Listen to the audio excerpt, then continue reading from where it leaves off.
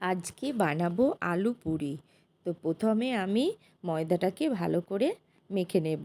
তো ময়দাতে দিচ্ছি কালো জিরে, লবণ আর সাদা তেল দিয়ে ভালো করে মিক্স করে নেব। এবং মিক্স করা হয়ে গেলে আমি সেদ্ধ করে রেখেছি আলু, সেই আলু সেদ্ধটা ময়দার মধ্যেই দিয়ে দেব। আর সামান্য চিনি দিয়ে ময়দাটাকে আমি ভালো করে মেখে নেব। কারণ এই ময়দা দিয়ে আলুর সঙ্গে মেখে নিলে জলের খুব একটা প্রয়োজন হয় না।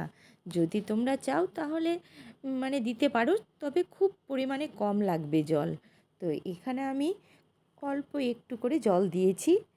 তো ময়দাটা আমি কিন্তু ভালো করে মেখে নিয়েছি। তো দেখো একটা সুন্দর করে ডো তৈরি হয়ে গেল।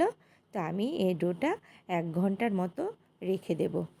এবার আমি সাদা তেল গরম করে লুচিগুলো আস্তে আস্তে ভেজে নেব।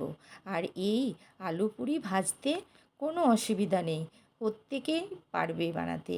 আর পুর ছাড়াই এই আলু পুরি খুব সুন্দর লাগে খেতে। আপনারাও বাড়িতে কম সময়ের মধ্যে একবার বানিয়ে নিন।